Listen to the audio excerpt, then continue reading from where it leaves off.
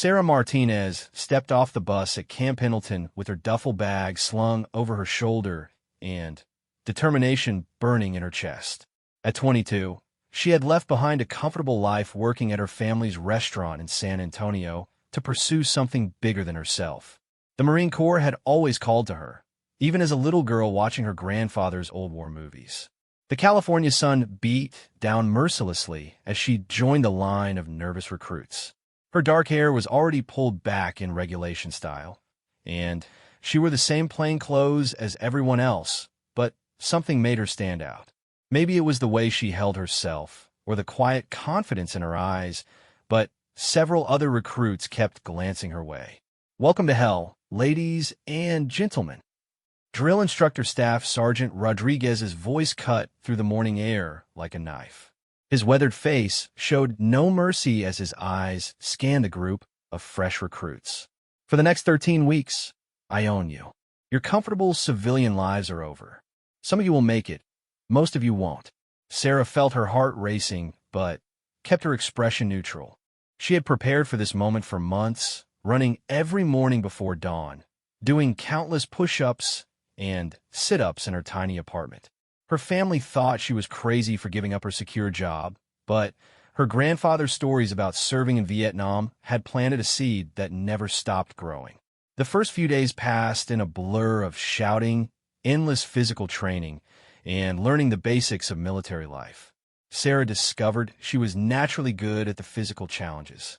Years of helping in her family's busy restaurant had given her stamina and strength that many of her fellow recruits lacked. She could keep up during the long runs and knocked out push-ups without breaking a sweat. But it wasn't just her physical abilities that caught attention. During classroom sessions, Sarah asked thoughtful questions and absorbed information quickly. When they learned about military history and tactics, she connected concepts in ways that impressed even the instructors. Her fellow recruits started coming to her for help with studying, and she never turned anyone away. The real test came during the first major inspection. Everyone had to stand at attention while the drill instructors examined their uniforms, bunks, and personal items with microscopic detail. Sarah had spent hours the night before making sure everything was perfect. Her bed was so tight you could bounce a quarter off it, and her boots shined like mirrors. Staff Sergeant Rodriguez moved down the line like a predator hunting for weakness. He found fault with nearly everyone: wrinkled shirts, dusty belt buckles, improperly folded socks. When he reached Sarah, he stopped and studied her from head to toe. Her uniform was immaculate, her posture perfect, her eyes staring straight ahead. Well, Martinez," he said, circling around her slowly. "Looks like someone actually listened during orientation. Everything seems to be in order here." Sarah felt a flutter of pride, but kept her expression blank. She had learned quickly that showing emotion during inspections was a mistake. But Rodriguez wasn't finished. However, he continued, his voice taking on a dangerous edge. "I noticed something interesting during medical processing." He pulled out a folder and flipped through some papers. "Says here you have a tattoo. Care to explain what kind of artwork you've decorated yourself with?" Sarah's stomach dropped. She had forgotten about the small tattoo on her shoulder blade. It was hidden under her uniform, discovered only during the initial medical examination when all recruits had to undergo complete physical evaluations. "It's a small design, sir. Nothing inappropriate." "Nothing inappropriate?" Rodriguez's voice rose slightly. "Let me be the judge of that. What exactly is this small design supposed to be?" "It's a compass rose, sir, with some numbers underneath." Sarah's voice remained steady, but inside she was panicking. She hadn't expected the tattoo to become an issue. It was personal, meaningful to her family, but she wasn't sure how to explain its significance without sounding sentimental. Rodriguez made a note in his folder. "Interesting choice, Martinez. We'll be discussing this further. For now, you're dismissed with the rest of your pathetic excuse for Marines." As the inspection ended and the recruits were released to their next training session, Sarah felt the weight of curious stares from her fellow recruits. Word spread quickly in the tight-knit environment of boot camp, and by evening chow, Everyone knew that Martinez had some kind of mysterious tattoo that had caught the drill instructor's attention. That night, as she lay in her narrow bunk listening to the sounds of exhausted recruits settling in around her, Sarah touched the spot where her tattoo lay hidden beneath her regulation shirt. She thought about her grandfather and the story behind those numbers, wondering if she would ever get the chance to explain their true meaning. The harassment started the very next morning during PT formation. As Sarah lined up with her platoon for the daily run, she heard hushed whispers behind her. "I heard Martinez has some kind of girly flower tattoo," snickered Private Johnson, a bulky kid from Ohio who had been struggling with the physical requirements. "Probably got it to impress some boyfriend back home. Maybe it's a butterfly," added Private Williams with a cruel laugh. "Or her name in fancy script letters. Real professional for a future Marine." Sarah kept her eyes forward and her mouth shut, but the comment stung more than she expected. She had worked twice as hard as most of the recruits to prove she belonged here, and now her personal tattoo was becoming ammunition for people who resented her success. Staff Sergeant Rodriguez seemed to encourage the speculation. During their next inspection, he made a point of mentioning Sarah's tattoo again, this time in front of the entire platoon. "Martinez here thought it would be wise to permanently mark her body before joining the Corps," he announced, pacing back and forth. "Anyone want to guess what kind of meaningful artwork our star recruit decided she needed?" The platoon remained silent, but Sarah could feel the weight of their attention. Some looked curious, others amused, and a few seemed sympathetic. She realized this was some kind of test, but she wasn't sure what the right answer was supposed to be. "Come on, people. Use your imagination. What does a young woman from Texas get tattooed on her body?" Rodriguez's voice carried a mocking tone that made Sarah's cheeks burn with embarrassment. "A rose, sir," called out Private Thompson tentatively. "Good guess. Anyone else?" "Her boyfriend's name?" suggested Johnson, drawing snickers from several recruits. "Maybe a heart with an arrow," added Williams. Rodriguez nodded approvingly at each guess, clearly enjoying the spectacle. "All excellent possibilities. Martinez, would you like to enlighten your fellow future Marines about your artistic choice?" Sarah stood straighter, if that was possible. "It's personal, sir. Nothing that violates regulations." "Personal." Rodriguez repeated the word like it was dirty. "Everything is personal until you become a Marine, Martinez. Then you belong to the Corps. There are no secrets here, no personal anything. Your body, your mind, your soul, all property of the United States Marine Corps." The verbal assault continued for several more minutes before Rodriguez finally moved on to other topics. But the damage was done. For the rest of that day and into the following weeks, Sarah's mysterious tattoo became a favorite subject of speculation and ridicule among certain members of her platoon. The worst offender was Private Jackson, a former college football player who had expected boot camp to be easier than it turned out to be. He was falling behind in multiple areas of training and seemed to take pleasure in tearing down anyone who was succeeding. "Hey, tattoo girl," he would whisper during mess hall meals, "when are you going to show us your pretty little flowers? Maybe we can all get matching ones." During combat training exercises, when recruits were paired up for various drills, Jackson made sure to spread his poison to anyone who would listen. "Don't trust Martinez," he would say. "Anyone who gets inked before earning it doesn't have the right mindset. Probably thinks this is all some kind of game." The comments started affecting Sarah's performance. She found herself second-guessing every decision, wondering if her fellow recruits were watching for signs of weakness or femininity. During hand-to-hand combat training, she held back slightly, afraid that fighting too aggressively would somehow confirm their suspicions about her character. Her drill instructors noticed the change immediately. During a particularly challenging obstacle course run, Sarah fell behind her usual pace and barely made the time requirement. "What's wrong with you today, Martinez?" demanded Sergeant Phillips, one of the assistant drill instructors. "Last week you were smoking this course. Today you're moving like you're afraid of getting dirty."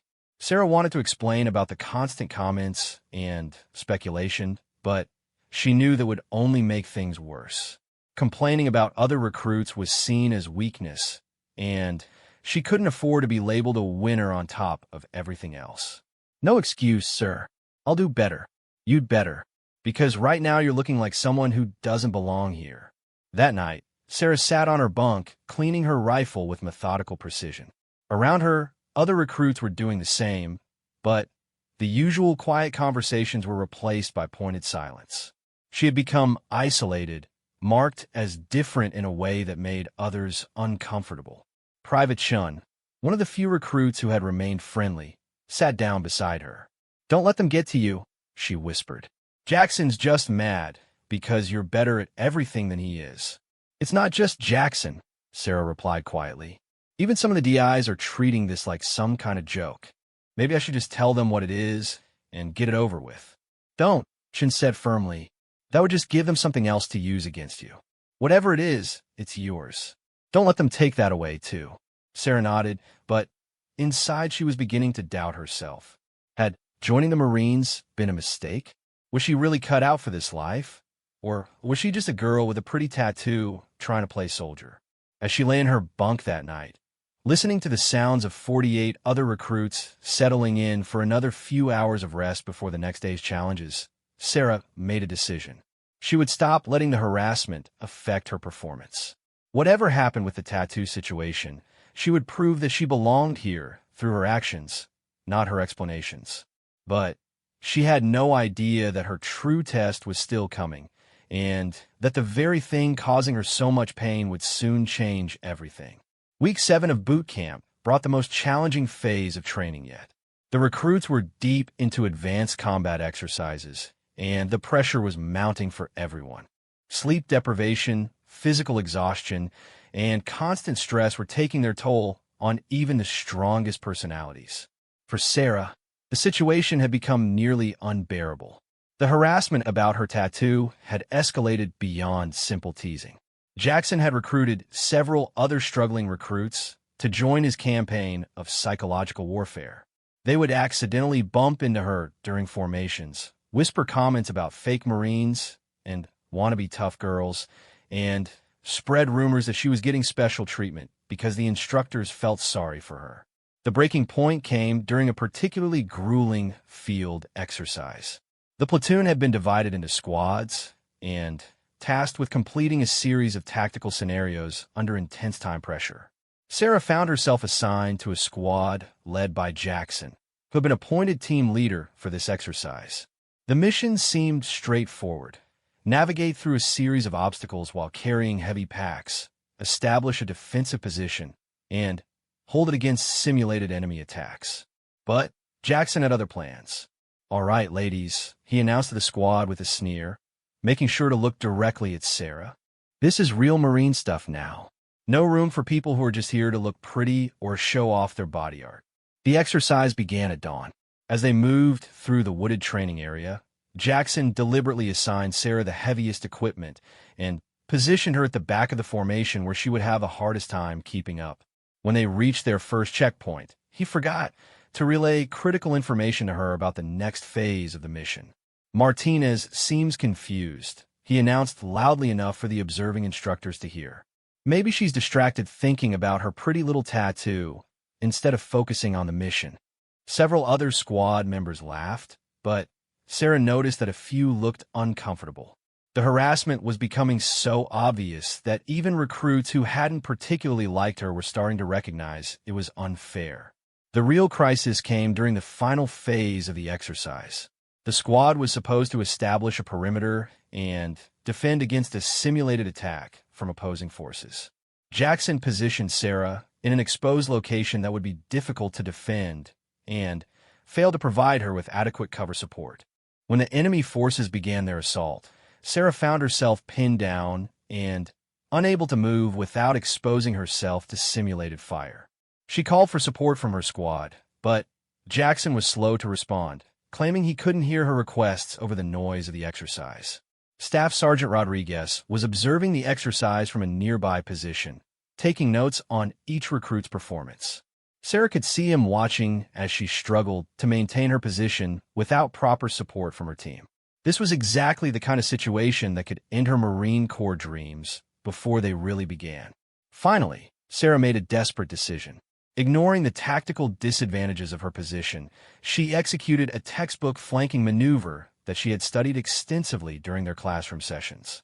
Moving with speed and precision, she circled around the attacking force and eliminated 3 enemy positions before they realized what was happening. Her bold action turned the tide of the exercise and allowed her squad to complete the mission successfully. But instead of praising her initiative, Jackson was furious that she had acted independently. "What the hell do you think you're doing, Martinez?" he screamed as soon as the exercise ended. "You don't make tactical decisions on your own. You follow orders." "I was pinned down and called for support multiple times," Sarah replied, her voice steady despite her exhaustion. "When none came, I adapted to the situation." "You grandstand. You wanted to show off and make the rest of us look bad." The confrontation escalated rapidly. Other squad members gathered around, some supporting Jackson and others beginning to defend Sarah. The situation was spinning out of control when Staff Sergeant Rodriguez approached the group. "What's the problem here?" His voice cut through the argument like ice. Jackson immediately launched into a tirade about Sarah's insubordination and failure to follow orders. He painted a picture of a recruit who thought she was better than everyone else and couldn't work as part of a team.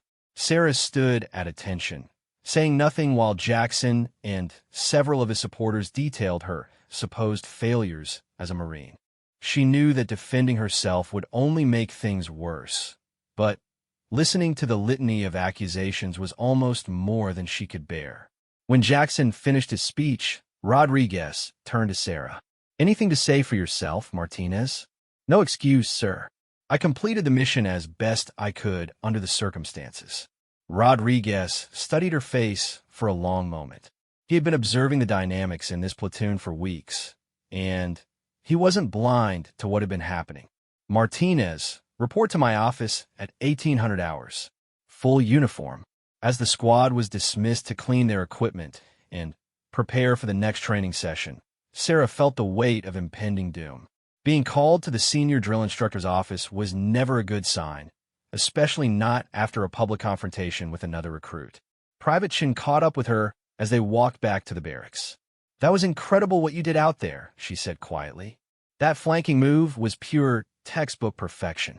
"Doesn't matter if it gets me kicked out of here," Sarah replied bitterly. "You're not getting kicked out. Rodriguez saw everything. He knows what's really going on." Sarah wanted to believe that, but she had learned not to hope for too much during her time at boot camp. As she spent the rest of the day going through the motions of training, her mind kept returning to that appointment at 1800 hours. Whatever was going to happen, she was determined to face it with dignity. That evening, as she stood outside Staff Sergeant Rodriguez's office in her dress uniform, Sarah reflected on how far she had come and how much she was willing to sacrifice to earn the title of Marine. Her mysterious tattoo had caused her nothing but trouble, but she still wasn't ready to reveal its true meaning to people who had already judged her unfairly. She knocked on the door, took a deep breath, and prepared for whatever came next. "Enter."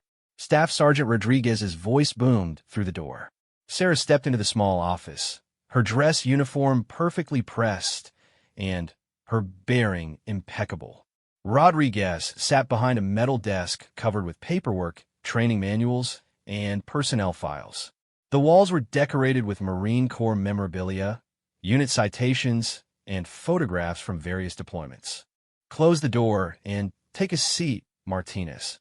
Sarah closed the door and sat in the single chair facing Rodriguez's desk. She kept her eyes focused straight ahead, hands placed precisely on her knees, waiting for whatever judgment was about to come. Rodriguez leaned back in his chair and studied her for several long seconds. 7 weeks into training, and you're still here. That's more than I can say for about 30% of the recruits who started with you. Yes, sir. Your physical performance has been consistently in the top 5% of your class. Your marksmanship scores are excellent. Your academic performance is outstanding. He paused, flipping through a file. "So why do I keep getting reports that you're having problems with unit cohesion?" Sarah chose her words carefully. "I may have had some personality conflicts with certain members of my platoon, sir." "Personality conflicts. Rodriguez repeated the phrase with obvious skepticism. Is that what we're calling it now? He leaned forward, his expression becoming more serious. Martinez, I've been doing this job for 15 years. I can spot trouble from a mile away, and I know when a good recruit is being sabotaged by lesser Marines. Sarah felt a flicker of hope, but kept her expression neutral. I'm doing my best to overcome any challenges, sir. Yes, you are. That flanking maneuver you pulled today was textbook Marine Corps tactics. Showed initiative, tactical thinking, and adaptability under pressure. Exactly what we want to see from our future Marines. Rodriguez stood up and walked around the desk to lean against the front edge. But we have a problem, don't we? This whole tattoo business has become a distraction for the entire platoon. Some recruits are spending more time gossiping about your personal business than focusing on their training. Sarah's heart sank. She had hoped that her performance would speak louder than the harassment, but it seemed like the tattoo controversy was going to end her Marine Corps career after all. Sir, I can explain. Rodriguez held up a hand to stop her. Before you say anything, I want you to know that I've seen your complete medical file. Every recruit's tattoos are photographed and documented during initial processing. I know exactly what's on your shoulder blade. Sarah felt the blood drain from her face. If Rodriguez had seen the tattoo, then he knew what it contained. The compass rose, the numbers, everything. She suddenly realized that this conversation might be heading in a completely different direction than she had expected. A compass rose with latitude and longitude coordinates, Rodriguez continued, his voice taking on a different tone. Very specific coordinates, as a matter of fact. 21.3891 degrees north, 157.9414 degrees west. Sarah's breath caught in her throat. Those exact numbers were indeed tattooed beneath the compass rose on her shoulder blade. She had never told anyone at boot camp what they meant, and now Rodriguez was reciting them from memory. Do you know what's located at those coordinates, Martinez? Yes, sir. Her voice was barely above a whisper. Tell me. Sarah straightened in her chair, suddenly feeling the weight of generations of military service in her family. Pearl Harbor, sir. USS Arizona Memorial. Rodriguez nodded slowly. And why would a 22-year-old woman from San Antonio have those specific coordinates permanently marked on her body? Sarah felt tears threatening to form in her eyes, but she fought them back. My great-grandfather, sir. Petty Officer Second Class Miguel Martinez. He was killed aboard the USS Arizona on December 7th, 1941. He was 19 years old. The office fell completely silent. Rodriguez walked back around his desk and sat down, his entire demeanor having shifted. Tell me about him. He had only been in the Navy for 8 months when the attack happened. My great-grandmother was pregnant with my grandfather, but hadn't told him yet. She was planning to surprise him when he came home on leave for Christmas. Sarah's voice grew stronger as she continued. He was working in the Forward magazine when the ship exploded. His body was never recovered. Rodriguez leaned forward, listening intently. How did you learn about him? My grandfather told me stories when I was little. He grew up without a father, but was proud of him anyway. When he got old enough, he joined the Marines and served 3 tours in Vietnam. He used to say that serving was the only way to honor his father's sacrifice. And the coordinates? When my grandfather died 2 years ago, I found his old military papers. He had written down those exact coordinates and kept them in his wallet for over 50 years. There was a note with them saying that someday, someone in the family should visit that spot and pay respects. Sarah paused, gathering her composure. I got the tattoo before I enlisted because I wanted to carry him with me, both of them, into whatever service I could give. Rodriguez was quiet for a long moment, processing what he had just heard. When he finally spoke, his voice carried a weight of respect that hadn't been there before. Petty Officer Martinez was posthumously awarded the Purple Heart and the Bronze Star for his actions during the attack. The ship's records indicate that he died trying to move ammunition away from the fires that were spreading through the forward sections. Sarah looked up in surprise. How do you know that? Because I make it my business to know about the families that produce Marines like you. Rodriguez opened a desk drawer and pulled out a folder. After I saw your tattoo documentation, I did some research. Your great-grandfather was a hero, Martinez, and your grandfather's service record shows 3 commendations for valor and a Silver Star. The revelation hit Sarah like a physical blow. Her family had never known the details of her great-grandfather's death, only that he had died when the Arizona sank. Learning that he had died, trying to protect his shipmates, gave new meaning to the coordinates she carried on her skin. Sir, may I ask why you're telling me this? Rodriguez smiled for the first time since she had entered his office. Because tomorrow morning, you're going to have a chance to educate your fellow recruits about what it really means to carry on a military tradition. And after that, I suspect the harassment you've been dealing with is going to come to an abrupt end. The next morning brought an unexpected change to the normal routine. Instead of the usual physical training, the entire company was assembled in the main classroom for what was announced as a special presentation on military history and tradition.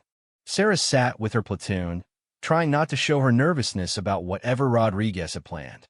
She had spent the entire night thinking about her conversation with the drill instructor and wondering how the revelation about her tattoo was going to change things.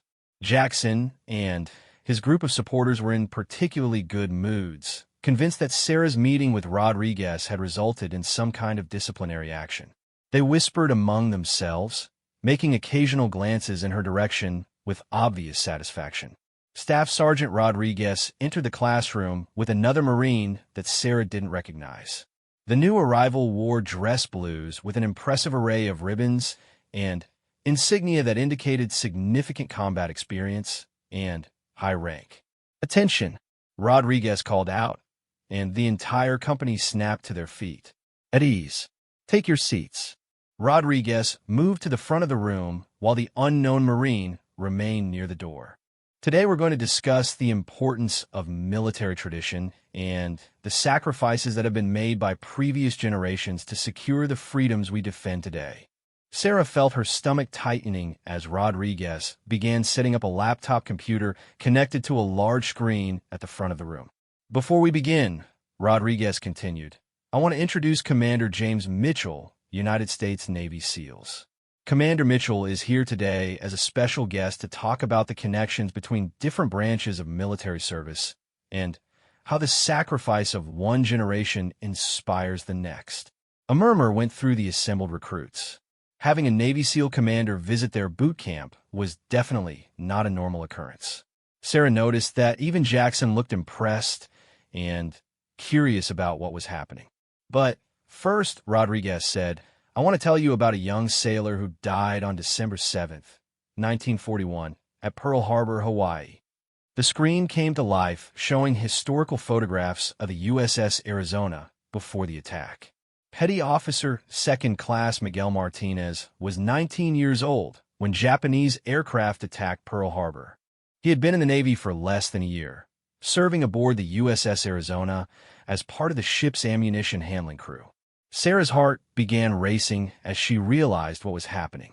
Around the room, other recruits were paying close attention to the presentation, but none of them had made the connection yet. When the attack began, Petty Officer Martinez was working in the forward magazine. Instead of abandoning his post when the ship came under fire, he continued working to move ammunition away from areas where fires were spreading, trying to prevent even larger explosions that could have killed more of his shipmates. The screen showed images of the Arizona during and after the attack, the devastating explosion that broke the ship in half, and the oil fires that burned for days afterward.